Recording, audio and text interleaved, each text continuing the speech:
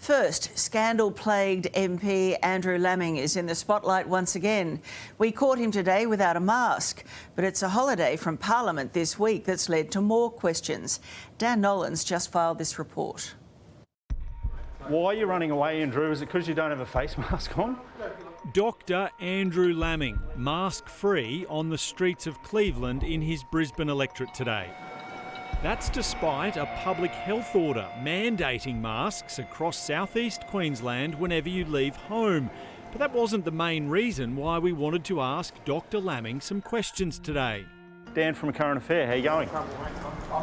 Our last encounter was after the MP had this Australia Day sculling contest with a teenage girl who was drinking straight vodka. What state was she in after she sculled that vodka?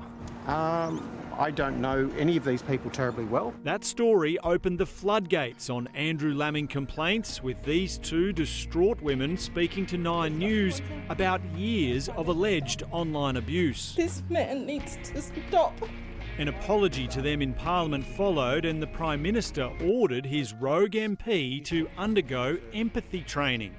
With that completed months ago, Andrew Laming was back in Parliament last week, given an exemption to leave lockdown Brisbane to make this rousing speech. That make living in Redlands genuinely the best place to be in the world. But at Parliament this week, Andrew Laming was a no-show. There's only been 42 sitting days so far this year, and he decided to skip a whole week, not even dialing in by video link like many politicians in lockdown Sydney. Could we ask you a few questions? Could you just explain why you've had the week off Parliament? I've been on leave, exactly right. Parliament House's official attendance records reveal only one MP was marked as on leave this week. That was Claire O'Neill, not Andrew Laming. On leave? Yes, there's only 42 sitting days a year. It's hardly a gruelling schedule, is it? No, we take leave and that's decided by the whip, but thanks anyway.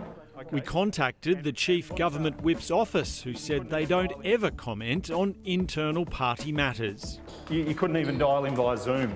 I can if I need to, and that's a decision for the whips as well. He's still banking a base salary of $211,000 and was able to find time to appear on Sky News. My criticism here so far has been that it's been a failure of the experts. Sydney MP Tanya Plibersek, one of many locked down in Sydney, still able to make time to dial into Parliament. I can't understand how someone who's got plenty of time to do media interviews can't find the time to turn up in Parliament to represent their constituents. Back in May, Andrew Laming used Parliament to offer his, quote, heartfelt apology to the women accusing him of online abuse. And I express my regret and deep apologies. That's what sparked a prime ministerial direction to undergo empathy training and led to the MP discovering he also had ADHD. But he appears to have had a change of heart in recent weeks, sending this letter to his constituents saying none of the women were genuinely upset. You're saying these women were not genuinely upset about your comments?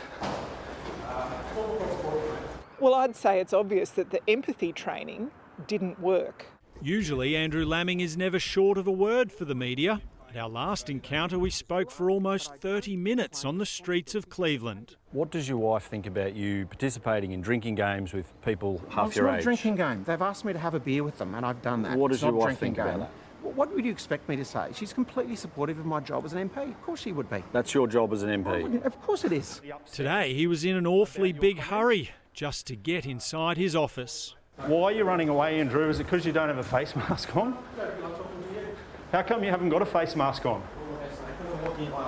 Take care. Not quite the response you'd expect from a doctor who made this plea to his Facebook followers just 2 weeks ago. We only ask you to do your bit. This is a really serious, dangerous time for Australia, and all of us have to do our bit in following the rules.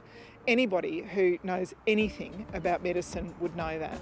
Prime Minister Scott Morrison today expressing his expectations for all of his MPs. So I would be expecting all members of Parliament to comply with the restrictions that are in place right around the country, like any other Australians. There aren't two rules, there's just one. Late today, Dr Laming's lawyers provided provided a statement saying, "Our client adheres to the public health order and any concerns regarding compliance should be reported to the authorities." Well, it seems like he just thinks the rules don't apply to him. Queensland Police say anyone willfully or recklessly breaching the public health orders can expect to meet enforcement.